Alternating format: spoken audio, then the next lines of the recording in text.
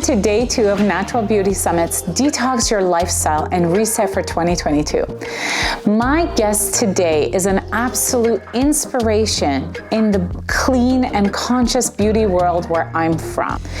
Emily Fletcher really changed the space when she introduced the Clean and Conscious Awards. Based in Australia and exploring every category of personal and household goods to bring the best, most efficient, most effective, and clean and conscious brands to the forefront, I give you Emily Fletcher.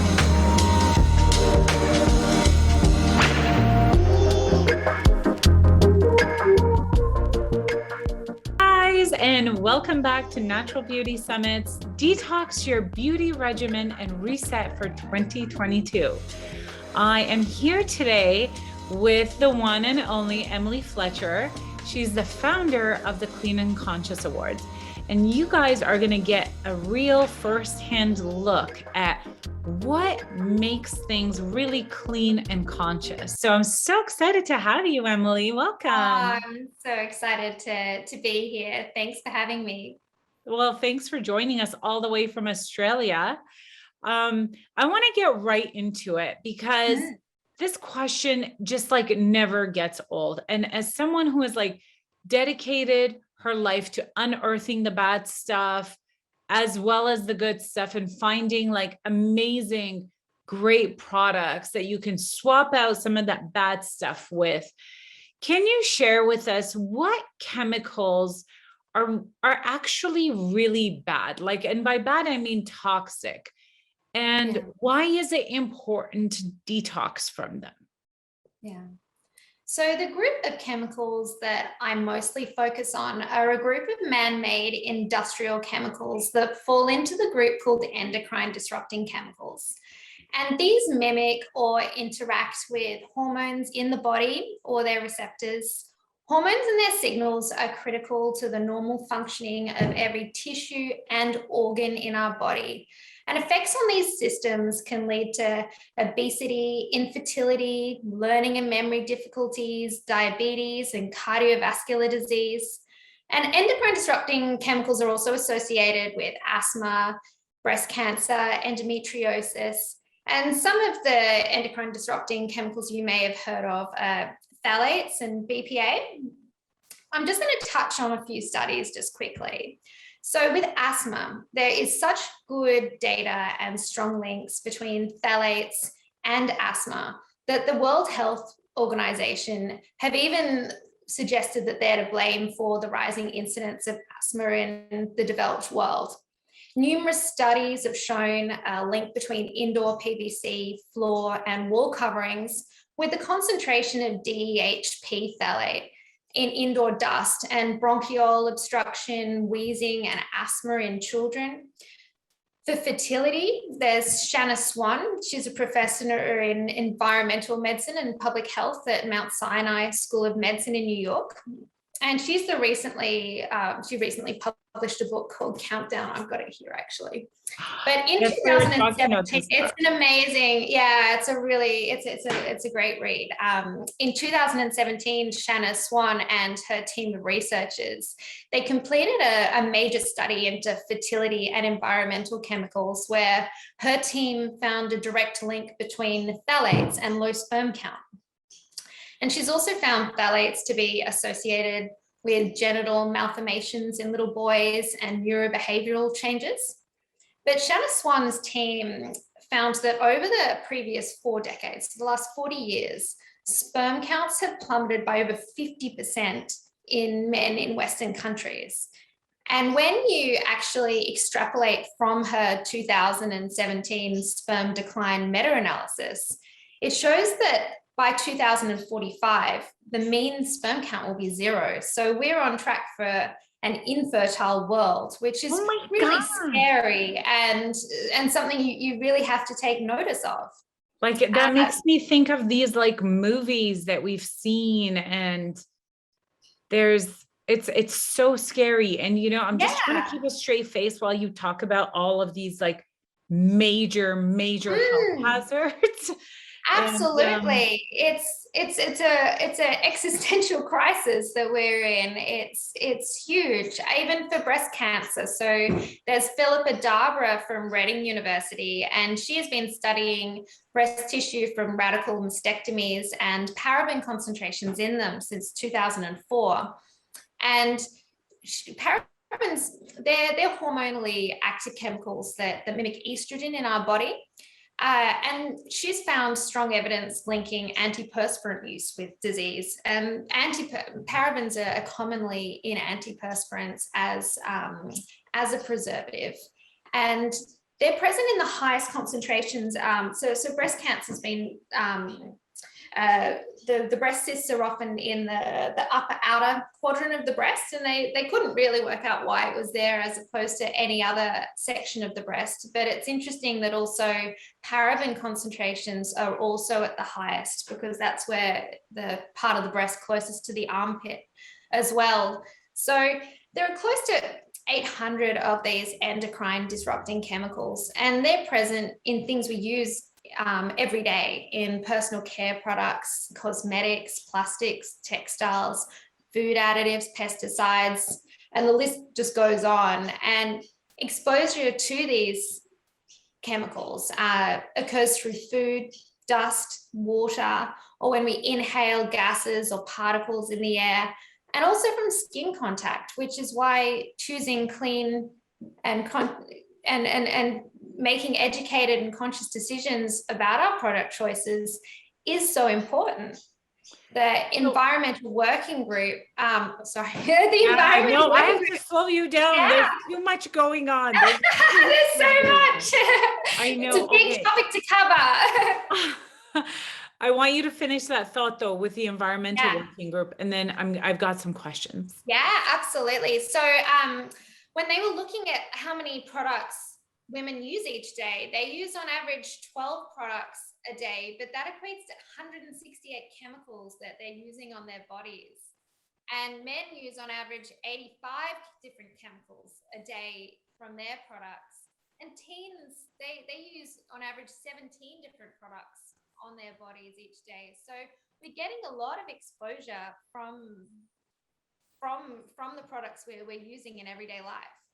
Yeah, I'm going to ask you to just turn up your volume a tiny bit, because I think it just went down. Okay. Yeah. And I just want to talk about these things because it's a lot. And I think for a lot of us who are, on the receiving end of it, if you will, on the consumer side, I'm not really sure how these chemicals are making their way into my products. So you said that there's some that are like ambient and airborne, where are those coming from? So where are we getting them? What in our cosmetics and our everyday products, they're mainly coming in as fragrance ingredients. Phthalates are used to make fragrances last for longer. So you might have tried a perfume that the conventional perfumes, you just notice they last on your skin all day, or those air fresheners, and they just maintain that scent.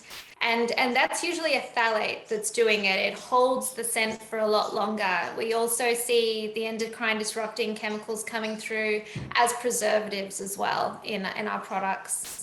I remember when I used to wear perfume, it was a thing, my mom wore pure perfume all the time. I wore perfume, and the goal was to find the perfume that lasts the longest. Yeah. And now I'm like, oh my God, what was I doing? So what are phthalates for people who in layman's terms? So phthalates are a group of chemicals that are used commonly in industry. They are used as plasticizers, so they make plastic flexible. However, they're not actually bonded into the plastic. They are actually just kind of free floating within that plastic, which means that they do leach in a solvent. So that's where we get the worries about, for example, PVC, where it can be up to 30% phthalates. And so if you have a PVC bath mat with the kids, if you have a bath in there, well, you're also having phthalates leach out of that, because it's the bath mat sitting there in a solution. That's also why we talk about not microwaving food in plastics, because again, you get the leaching out. And so phthalates are used as a plasticizing material, and then they're also used in formulations to hold scent mainly. Oh my God. Okay. So, I mean, this is really getting into it. So these are pretty major, like that's a big category. It's a lot of things. And the thing about it is that they used to say, oh, but the dose makes the poison. And so it was thought that there was always a low concentration that we could use within a product where we could get to a dose that wouldn't actually cause harm. But the problem about these endocrine disrupting chemicals is that there is no safe dose. And that's because they act in such a variety of ways, and they have an additive effect. So they can add on top of our own hormones or each other.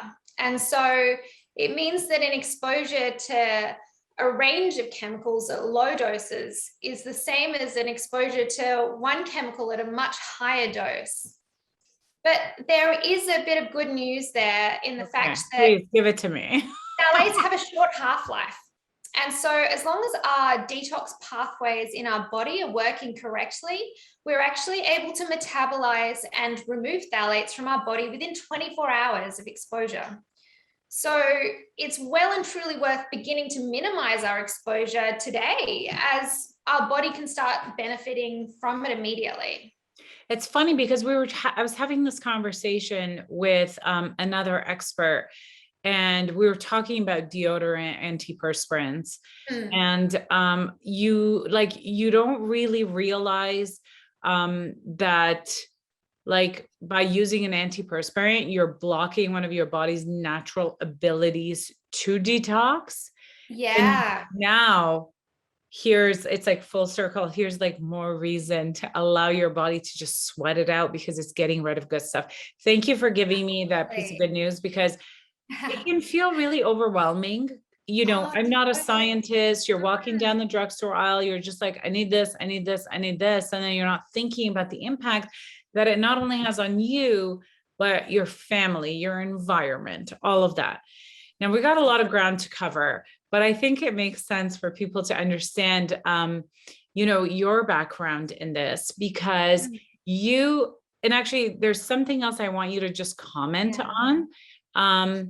But you started the Clean and Conscious Awards in Australia, and being in America, I am not at all surprised that this would start there, because I don't know if this is true of policy or if it's cultural, but I know when I was in Australia, there's a lot more demand for clean and conscious products. Are the policies different? To be honest, our policies aren't different. So when it comes to government legislation, we are way behind Europe in this, and behind California too. We don't have a Prop 65 or anything like that. It's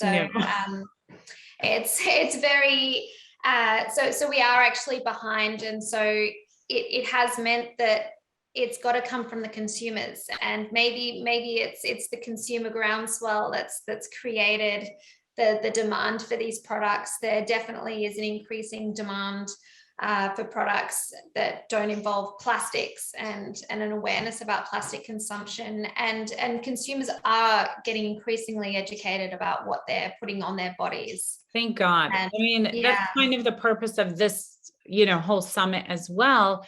But I remember when I was starting to formulate, and I was looking at like my black lists and my gray lists, and if you don't do it as a founder, it's not a thing. But I remember like finding a blacklist from an Australian company that I really liked.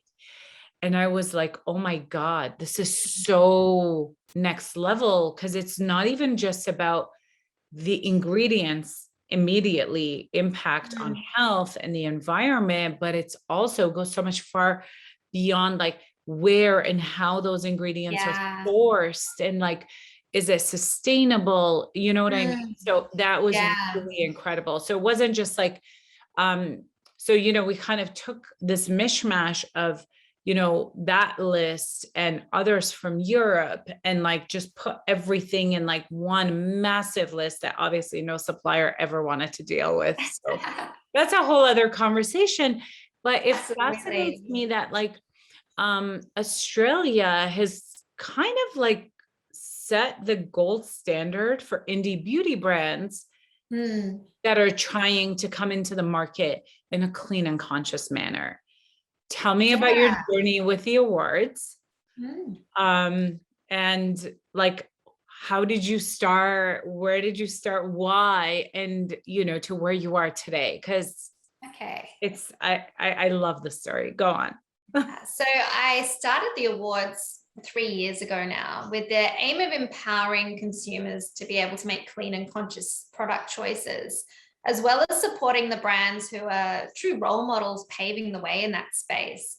I found that many of the brands that are really true pioneers in that space, which I was recommending through my blog, were the lesser known brands, and they had small marketing budgets and small batch production, but these like huge hearts and so much inspiration. And I realized that unless these small businesses were recognized for the value that they truly provide in excellence to their customers and care for the environment and contribution to their local and global communities, it'd be difficult for them to find a voice and stay afloat, let alone for these values to become seen as values that other brands and corporations should feel obligated to also fulfill.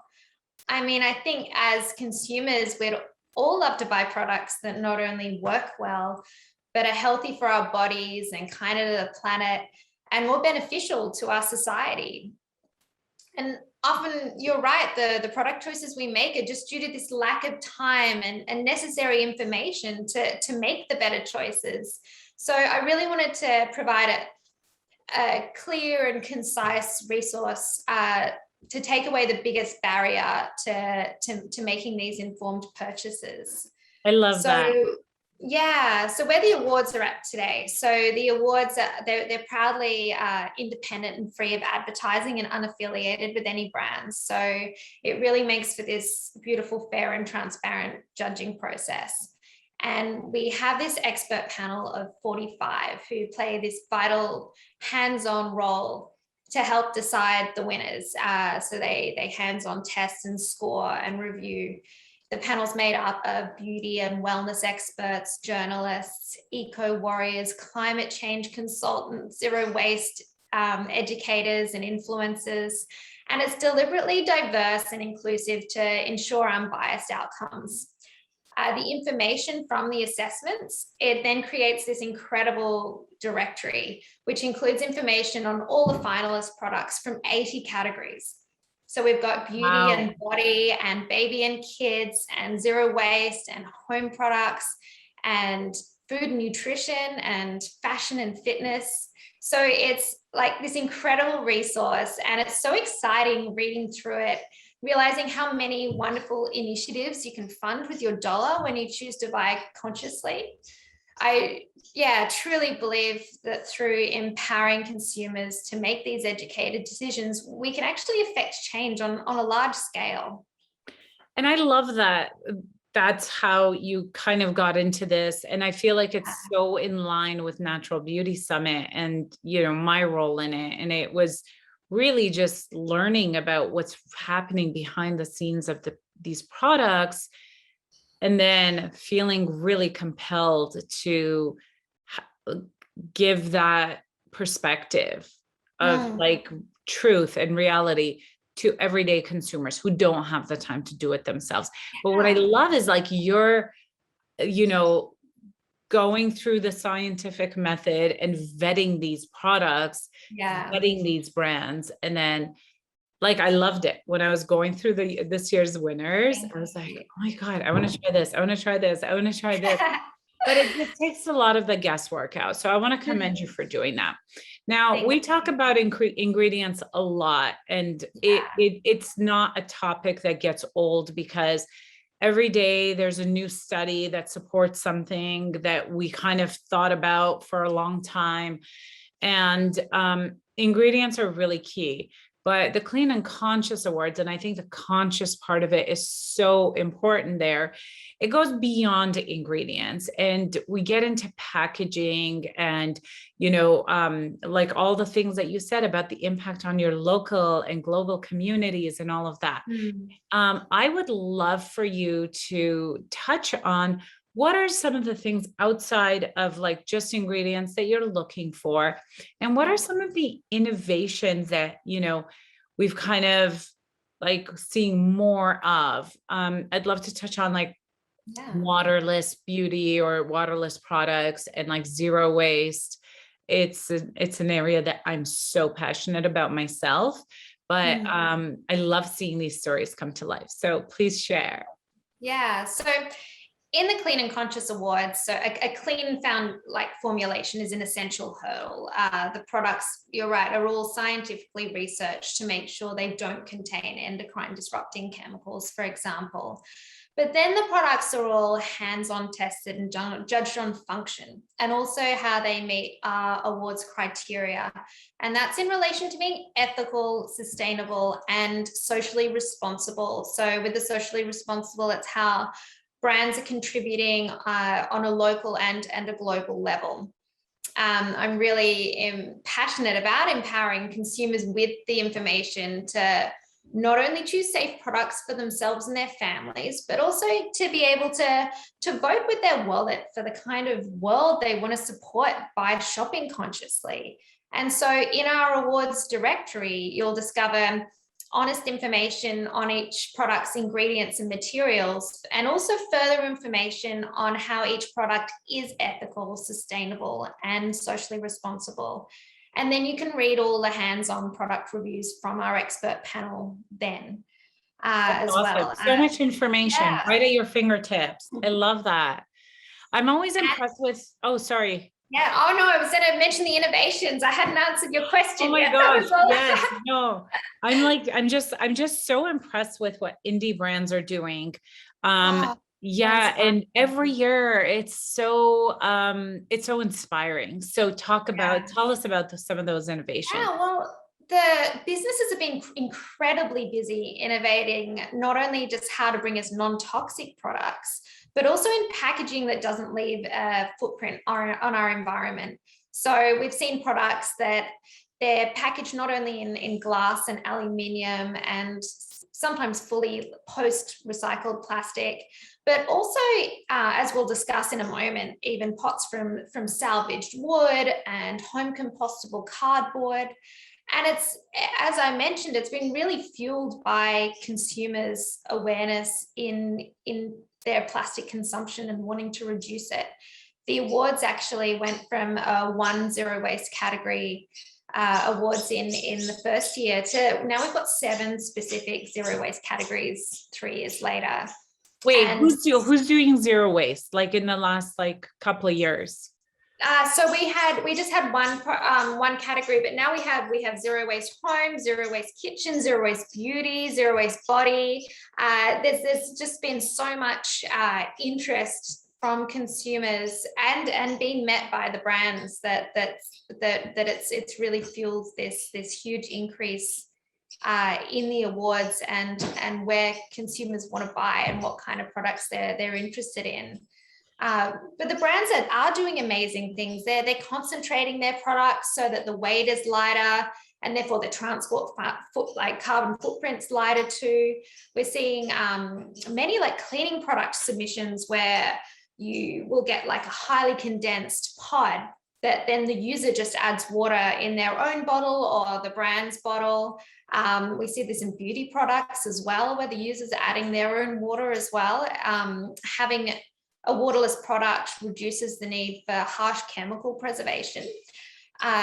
There's also other innovations. Hold on. I'm going to stop you right there. Yeah. I think that's like one of those lines that we have to really underscore because Waterless is not just about conserving water within formulation. It's when you have water, that's when you have things like mold and bacteria and all of that stuff happening.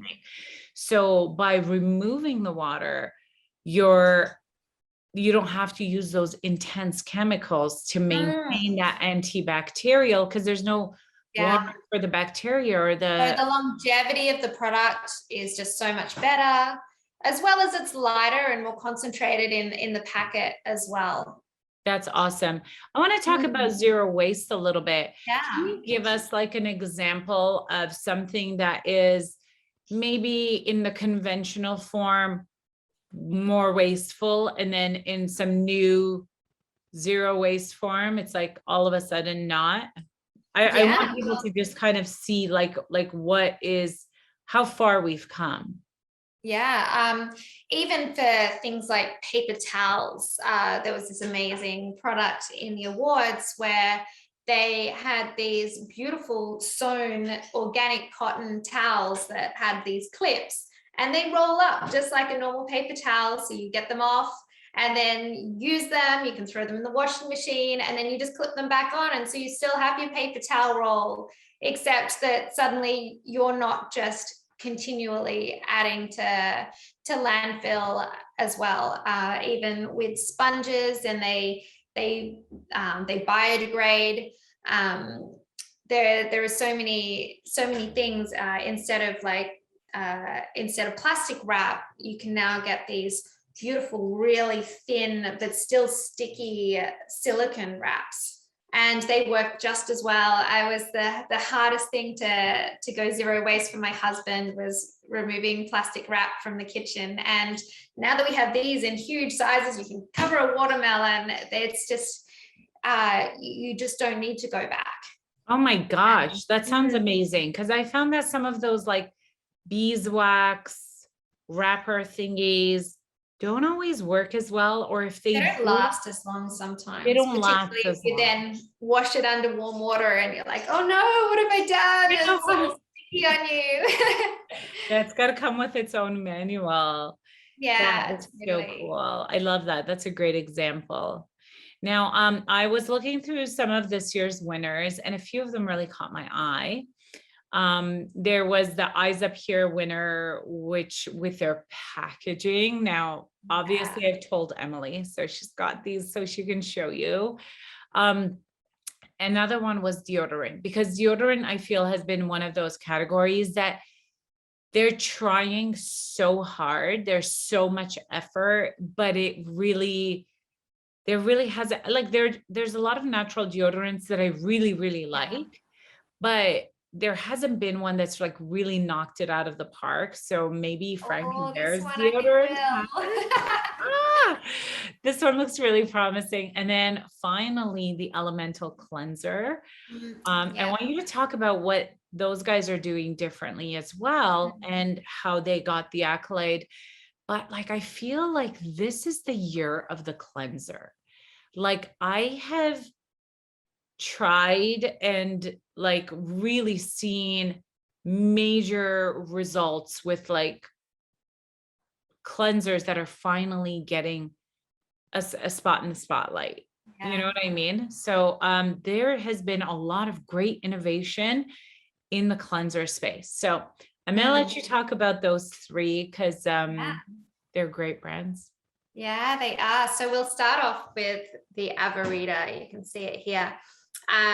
So this is a luxuriously nourishing eye balm, and it's got collagen promoting calendula. Now you can see this is like a water-free oil-based formulation. So one, it doesn't require the preservative, and it's really highly concentrated, and it's just beautiful to apply around your eye area at night. You really notice I notice a huge reduction in like fine lines when I wake up. But speaking about the containers, so these are made all in one go. So there's no glues or anything in it. It's all from one piece of storm damaged or salvaged log.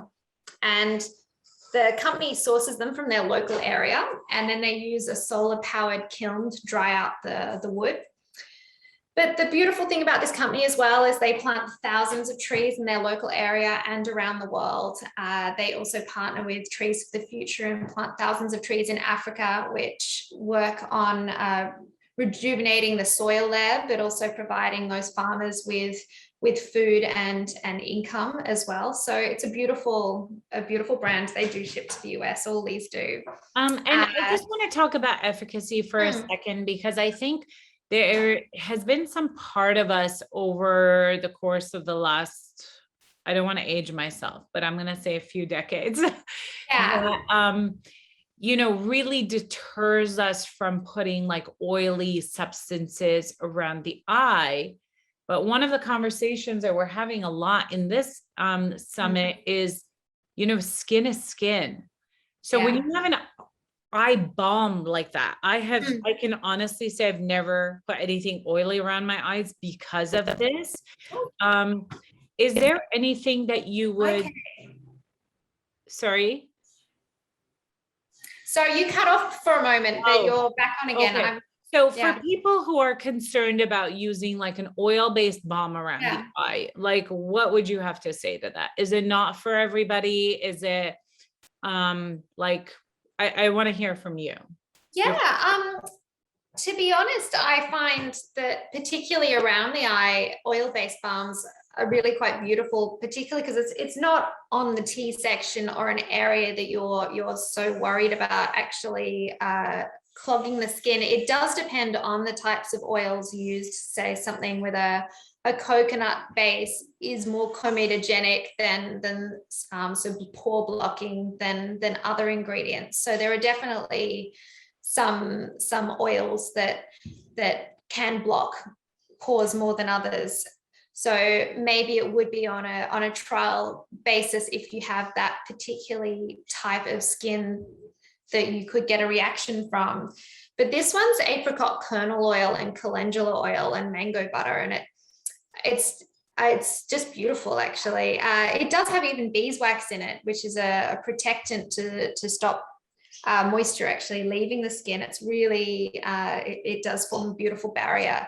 But I love balms around my eyes. I find it really protective, but probably I wouldn't use it during the day as an under eye makeup balm. It's more of a nighttime. Okay. One. Thank you. And I think it's important to note that like some of the things that we have been trained to expect and like big lather in our shampoo, water-based eye products, a lot of this comes from that culture of, you know, industrial chemicals being used in our products. And that's sort of, it's almost like the chicken and the egg situation where do we have these expectations because the chemicals were there and this is how they were used? Or, you know, are the chemicals there because this was our expectation? So I think part of like the whole detox process is also rethinking and maybe relearning what your skin, what your body, what your mind, heart needs. Yeah, and particularly with eye products, you've got to be really careful. They've got to either be an oil-based balm or otherwise they've got to be quite heavily preserved when they're water-based because of the proximity to the eyes.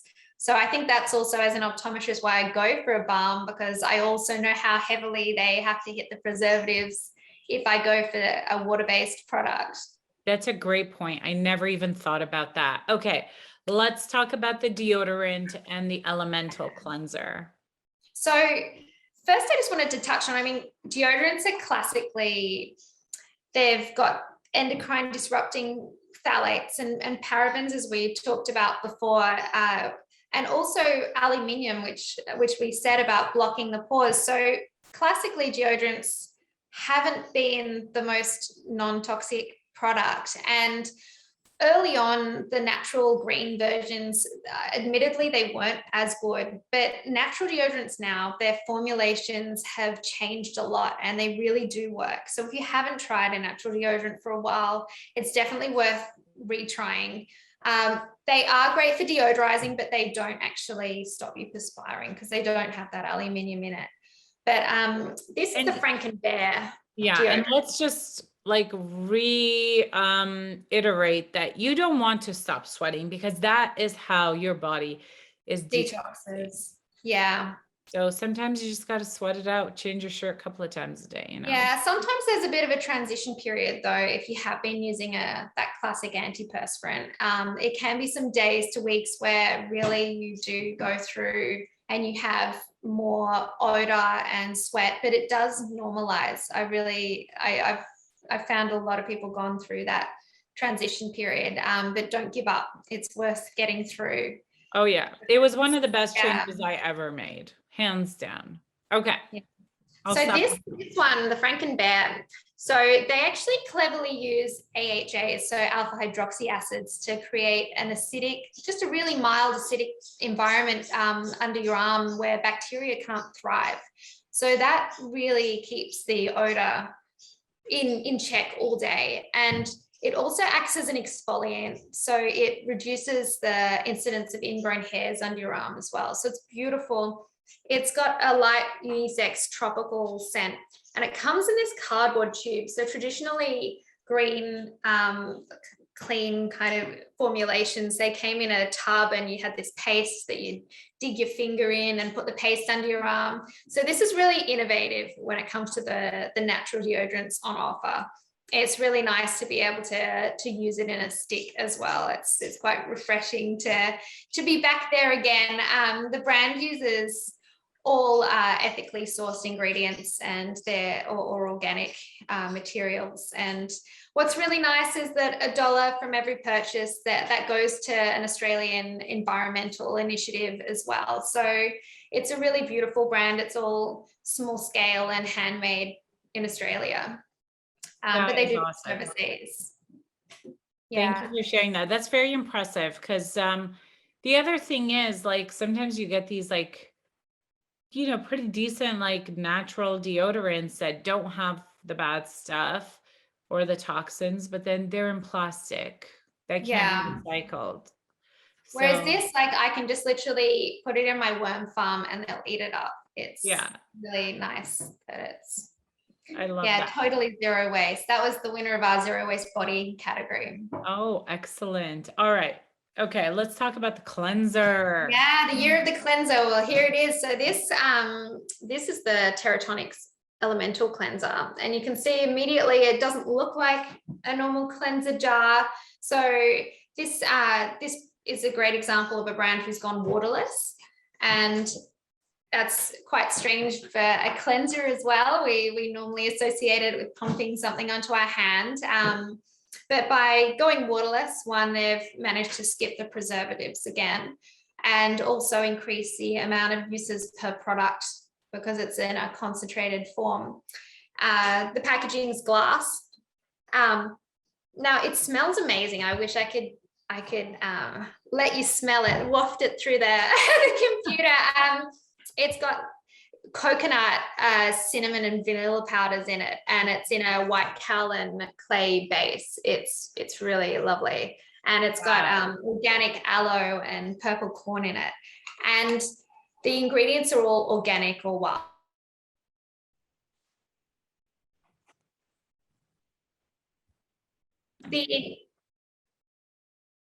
So the ingredients are all organic or wild crafted, and the products are manufactured in Australia and they're vegan. There's something so earthy about doing the combining yourself, and with the detoxification the clay provides, and it's like a light exfoliation. Your skin is so incredibly soft and smooth afterwards, and you can leave it on for differing amounts of time for a deeper cleanse.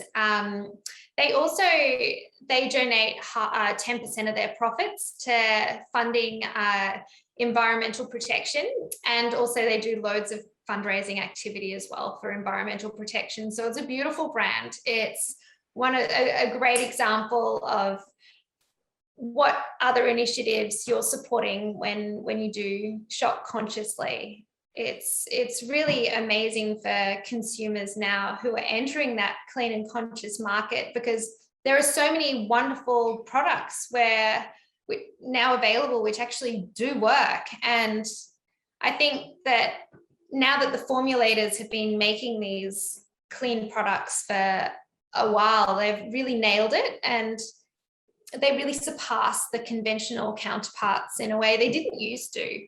And it's just such an exciting time to be able to find these products that are actually amazing, and they're amazing in their own right. We're also really lucky that we're such a global society now. So if we find a brand we fall in love with, we can ship it across the world if we want to. Absolutely. And I think not only are we finding that natural products are performing, but they are often now outperforming their conventional counterparts. So that in itself has been such a testament to how far we've come in the space. Let's switch gears real quick. I want to talk about babies because they are sort of like the gateway drug into clean and conscious. Because as soon as you have a baby, even from pregnancy, it starts in pregnancy. You can't eat this, you can't eat that, you can't do this, you can't put this on.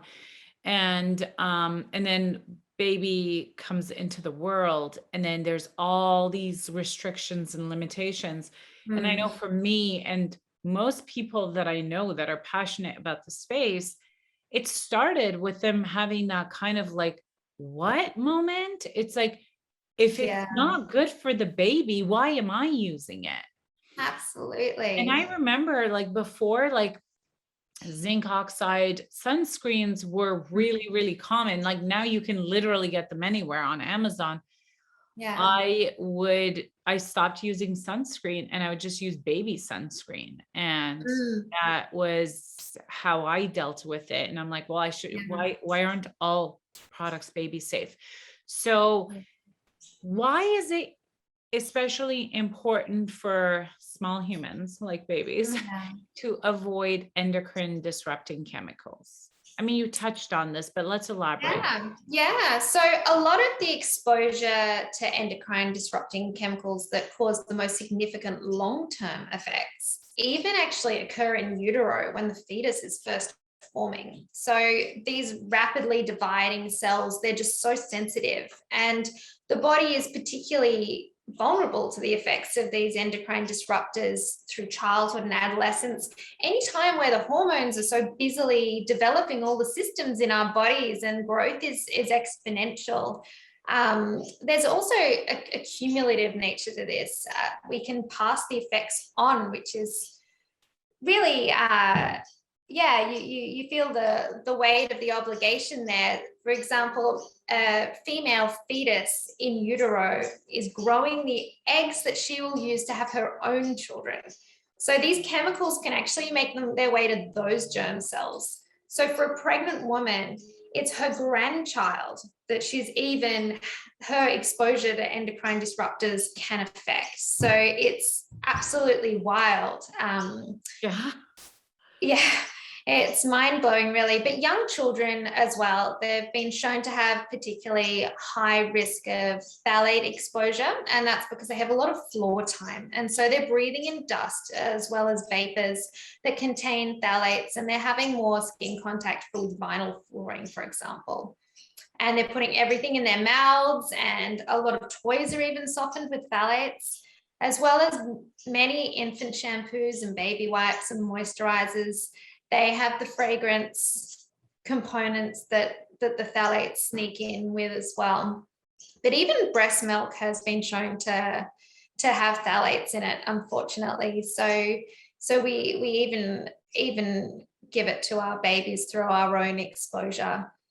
But so if you had to start with any product detox, if you're a parent, I would prioritize using any product that you're using regularly on your baby's skin, such as baby wipes or a lotion or something you use in the bath. Safe swaps, do look at the Clean and Conscious directory, because there's lots there that have been fully researched. I'd also prioritize the home environment. because as much as you can. There are some amazing quick changes that you can make that make an enormous difference to your cumulative exposure to environmental chemicals. Yeah, as you were just saying that, I was thinking about like, all the things that we give our kids to play with, like everything is plastic. Like, Yeah. how do you even get away from that? And then the environment, and then you talked about flooring, and it's so funny because I'm literally in the throes of choosing flooring. Yeah. And which one is it? Is it the one that you just said? Is it vinyl? Yeah. So vinyl Vinyl's is making this PVC. major comeback. Yeah. And it's super durable. And my flooring guy is trying to like really like push me to choose vinyl over laminate or engineered hardwood. Yeah. And you said that, and I was like, what? There's phthalates in the floor? That's Absolutely. crazy. And the studies that they've done to do with asthma incidents actually has come from vinyl in flooring or wall coverings. That's So terrifying. Okay, so let's talk about the home, because this is one area that we probably have touched on throughout the summit, but not really like dove into, because you had some really great suggestions. Now, yeah. I'm not necessarily like fully aware of what in my home is toxic and what isn't. So let's say that I'm bringing home a baby or like a sick family member, someone from the hospital, or actually later this week, my parents are coming to stay with us for a bit.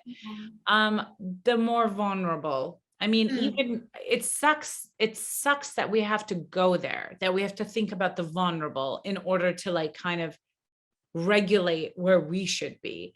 But let's assume that we have vulnerable and I really need to detox my home.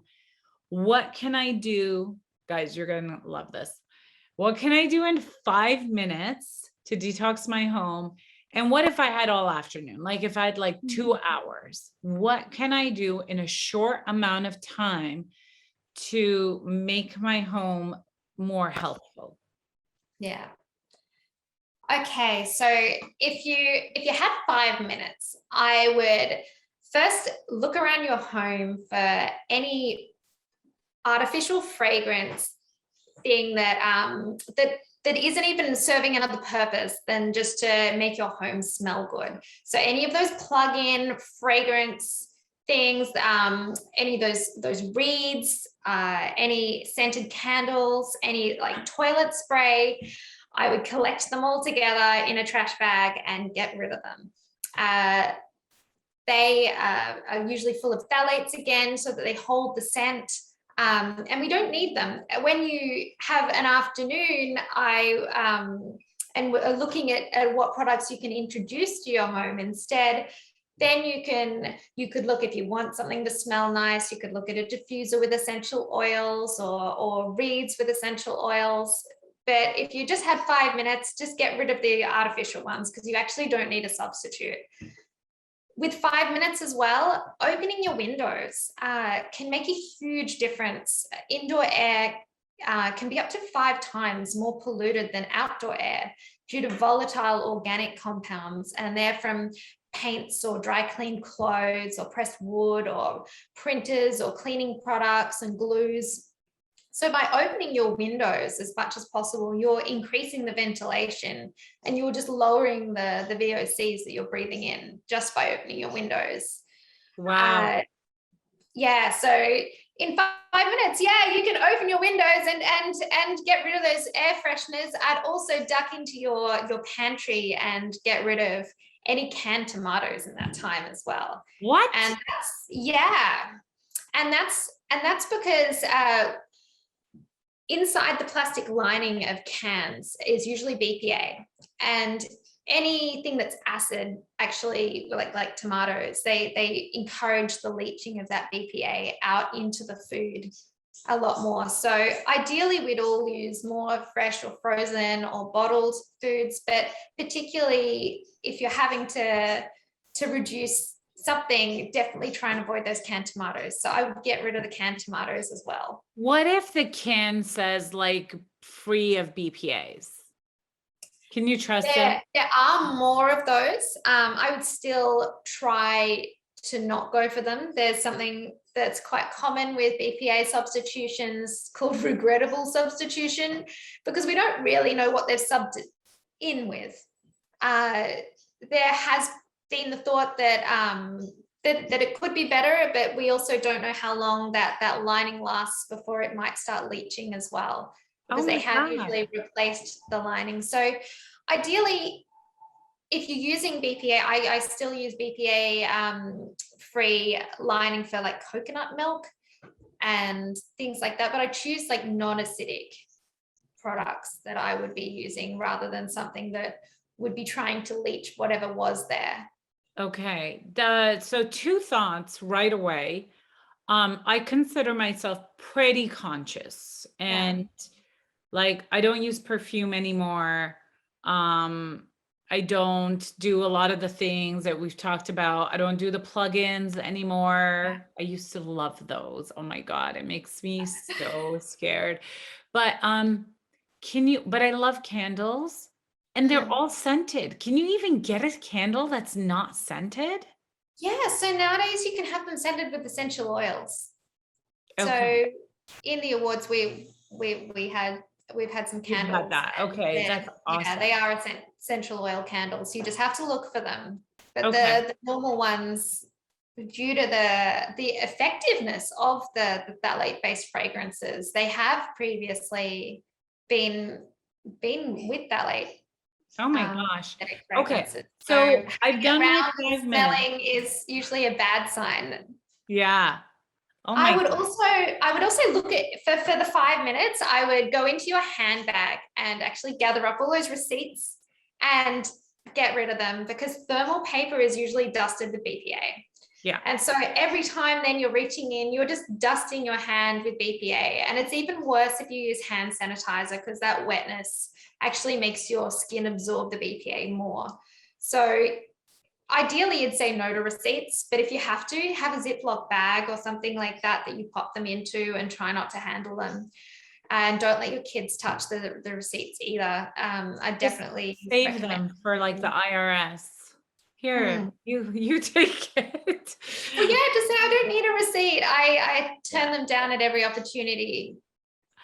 Yeah. Okay. So that's probably what you'd manage in 5 minutes. That's all very manageable in 5 minutes. Oh my gosh. So, okay. So now let's say that like I've done my 5 minutes, I've done my immediate detoxes. Now it's like maybe New Year's Eve or like the morning of, and I have a couple of hours and I'm like, I am going into 22 with a less toxic environment. Yeah. Well, I mean, even in the 2 hours before you bring the baby home, I would definitely do a vacuum and a dust. It's not my favorite thing to do, but by regularly vacuuming and dusting, we're removing the toxins from the dust. We often have flame retardants that are in our furniture and our electronic devices, and they shed over time to accumulate to create the dust in our homes.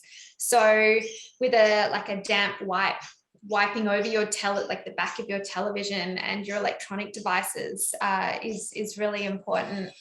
I'd also make sure to become a family where you don't wear your outside shoes in. I know some people just do, and it seems to be like a family thing. You just are a family that does it, or you aren't.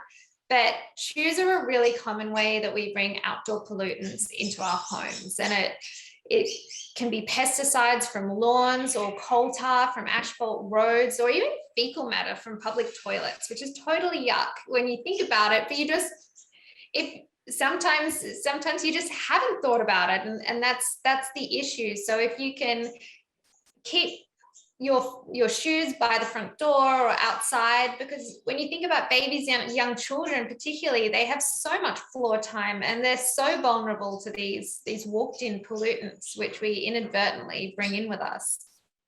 That's awesome. With what we're eating, washing our fruit and vegetables, and so often we might say like wash an apple under running water, but it's even important to wash, say, like a melon that we're not going to eat the skin off, because even when we're cutting, we're still bringing those microorganisms from the outside of the flesh into the flesh. So washing everything, avocados, before we actually cut into them. And then if you really want to kick up the washing, the best way to reduce the pesticides on the outside of our fruit and vegetables, well, the environmental working group would recommend a vinegar soak for 15 minutes. So 1 part vinegar to 3 parts water. There's also been a recent study on bicarb, and that was published in the Journey of Agricultural and Food Chemistry. And they said they did it on apples. And for 2 tablespoons of bicarb for 1 cup of water and a 15-minute soak again, that took over 80% like of baking the soda? pesticides off an apple. What was that? Is that baking soda? Bicarb? Yeah. Okay. Yes, Yeah. I've seen that. And what kind of vinegar? Like just white vinegar? Just white vinegar. It's such a Yeah, so great either or. If you combine them, you'll end up with this fizzing mess. So choose Yeah. either the vinegar or the baking soda. Those are great tips. Thank you so much, Emily. Oh my gosh. There you have And it, guys. Like, sometimes, I don't know whether organic foods are excessively expensive over there. They're very markedly more expensive here. And so often people are in the position where they have to choose which produce they buy organic. And I just wanted to say that if you eat the skin, then they're the ones that you choose to buy organic if you can. So the leafy greens or the berries or the apples or the peaches. But if you're not eating the skin, say like a pineapple or a sweet corn or a melon or an avocado, they're the ones you have the most flexibility with if you to not actually buy organic. So if you do have to choose, they're definitely the ones to prioritize, the ones that you're actually eating the skin of. those are great tips. Thank you so much, Emily. I think I'm definitely going to be more aware of phthalates in my environment. I think I'm going to start looking for them a little bit more. And if you guys are ready to do some like home detoxing, those were fantastic tips. I think there's a couple of cans of tomatoes that I probably have to get rid of. I didn't know that. So thank you so much for sharing all of that with us. Not at all. And if there's any prioritizing of products that you really, the cleaning products are probably the one that's the most important to actually prioritize non-toxic, because they do cover every surface of our home. Yeah. And they do then go into the dust that we breathe, so, and everything we touch. So that's really important. I'd definitely start there. Yeah. And I really love this concept of like kind of starting from your outside, like your environment, and going in, and then, you know, what you put on your skin and then what you consume. Yeah. Because I don't think we talk about detoxing the home as much as we could. So this has been tremendously helpful, Emily Fletcher. And we'll include the links to obviously the website, the products that we talked about, and anything else you want to add? It's just worth starting. It's not worth getting overwhelmed. These chemicals are actually out of our system within 24 hours, and so we can make a huge difference in such a short amount of time. And every little thing you do to reduce your exposure is really worth it, because it's such a cumulative dosing thing. And so nothing is too small a change, and everything should be applauded. And make sure that you just make a change a day or a week, and it's all really worthwhile for your and your family's future health and well-being. Thank you, Emily. Those are great words to end with. And thank you for doing the work that you do. It's so inspiring. Oh, thank you so much for having me. Thank you. Thanks for joining us, guys. And we will send you all the notes, or you've already probably received them if you're watching this. So thanks for joining, and we'll see you on the next episode.